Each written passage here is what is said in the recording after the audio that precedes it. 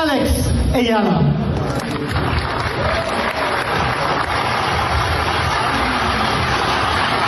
When the Asian Sports Association just dropped a bombshell, Alex has been named the 2025 PSA Best Athlete of the Year. And I need you to understand something before we go any further. This isn't just some plaque on a wall. This is a statement. This is history happening right in front of our eyes. And if you think the WTA machine, Aryna Sabalenka included, wasn't paying attention to Alex before, trust me, they're paying attention now. Let's start with the headline, because it deserves to be said out loud.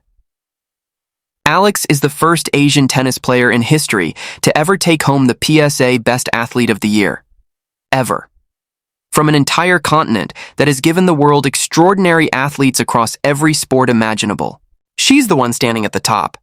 A 19-year-old from Manila. Let that sink in. And here's the thing. Nobody should be shocked by this, because the numbers don't lie.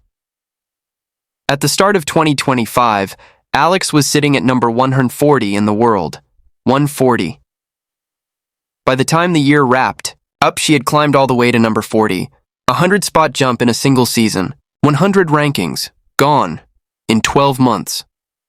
Do you have any idea how rare that is? That kind of rise doesn't happen by luck.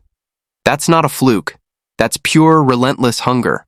That's elite talent meeting an unshakable mindset. That's someone who has decided nothing is going to stand in her way. Filipina tennis ace Alex Eala has officially broken into the WTA top 40 ahead of her opening round match at the Qatar Open in Doha. Well, Alex wasn't actually there at the awards ceremony in person. And honestly, that says everything. She's a competing athlete. She doesn't stop. She doesn't pause. She sent a heartfelt video message to the crowd, thanking the organizers with real warmth and genuine humility. She apologized for not being able to attend, but here's the real reason she wasn't there. She was too busy winning tennis matches, and I don't think there's a better way to put it than that. Now let's talk about the thing everyone's dancing around. The elephant in the room, or more specifically, the elephant in the WTA locker room. And that elephant's name is Aryna Sabalenka. Look, Sabalenka is a champion. A legitimate, decorated champion. No one is taking that from her. But the conversation, the energy, the viral moments that are lighting up every corner of the internet and making people fall in love with tennis again? That's all Alex. And if you're supposed to be the face of women's tennis, that has to feel uncomfortable. Think about it. Alex just advanced to the next round of the Dubai Open, continuing what has been an absolutely remarkable run. Every tournament she enters, people show up. Every match she plays, the crowd is electric. And the outpouring of love she's receiving, not just across Asia, but globally, is unlike anything we've seen for a player at her stage.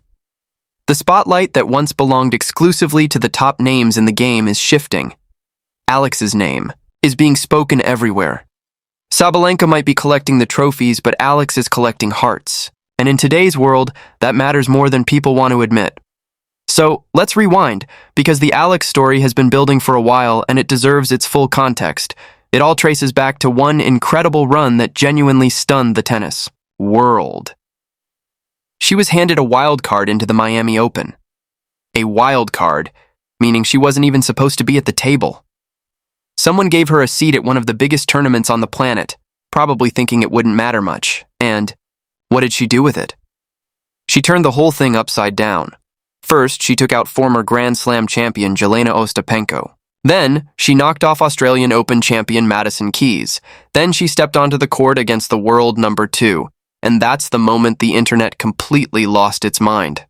The Miami crowd was deafening. People who had never watched a women's tennis match in their lives were suddenly glued to their screens. Now yes, Aryna Sabalenka won the Miami Open. But here's what's fascinating. Despite Sabalenka lifting the trophy, the player everyone was talking about, the player dominating every headline and trending on every platform, was the wild card from the Philippines who was given a ticket just to fill a draw slot. She walked in and hijacked the entire narrative. That's not normal. That is something special. And I want to talk about something that a lot of mainstream outlets have been quietly ignoring. Because Alex's journey here wasn't just about beating opponents on a tennis court. She was dealing with forces working against her off it too. Remember the match against Ivana? Alex was winning. She was in complete control, playing the tennis of her life, and suddenly an umpire halted play, accusing her of carrying an illegal item onto the court. Think about the timing. She's in the middle of pulling off a massive upset. The crowd is buzzing, and out of nowhere there's a disruption that has nothing to do with tennis. It felt orchestrated, like someone was trying to break her rhythm, rattle her confidence, knock her off her game. But that wasn't even the only incident. There was a separate match where an umpire made an obviously wrong line call, a ball that was clearly in, ruled out. When Alex challenged it, instead of simply correcting the error and awarding her the point, the umpire called for a replay. A replay. She had won that point. Instead, she was made to play it again. These things don't happen by accident. These are patterns, and the pattern tells a story. The WTA establishment, certain players around her, and the people running the system, they could see what Alex was becoming. They recognized the threat, and they tried, by whatever means they had available, to slow her down. What they didn't count on was who they were dealing with. Alex didn't just survive it. She thrived. She climbed through every bad call, every manufactured controversy, every attempt to derail her, and still moved up 100 spots in the world rankings.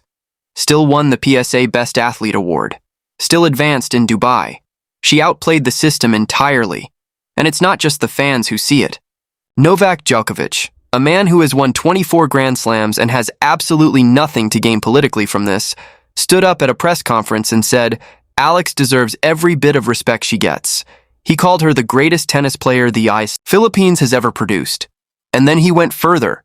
He openly criticized the way the WTA has been operating, making the point that a player drawing the kind of crowds and excitement that Alex generates deserves to be on the main show courts. She fills arenas.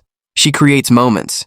She brings in fans who never cared about tennis before. And yet, time and time again, she gets scheduled on smaller courts, in less visible slots, like the tournament is actively trying to minimize her impact. Eala, that's been a talk, and which is understandable. There's some players coming from respective countries, like she's coming from Philippines, which is now a big deal. She's been the biggest ever, tennis player from that country, which is a big country, and there's a big interest.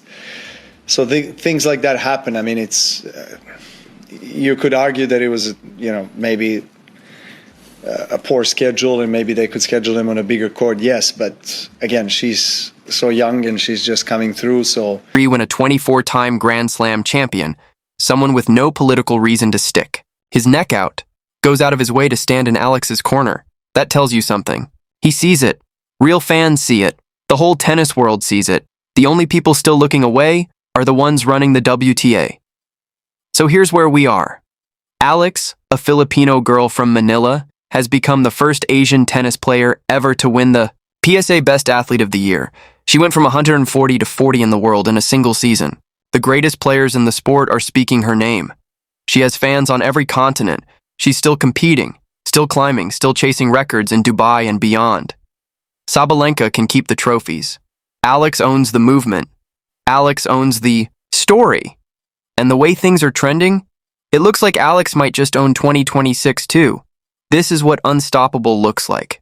This is what happens when the talent is undeniable, the heart is unbreakable, and the moment is perfectly aligned. Nothing in the world can hold you back. Alex is no longer just a tennis player.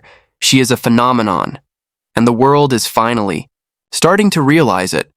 If you're feeling this story, hit like, drop a comment with your thoughts on Alex's incredible rise, and subscribe for more tennis content the mainstream media doesn't want to cover. I'll catch you in the next one.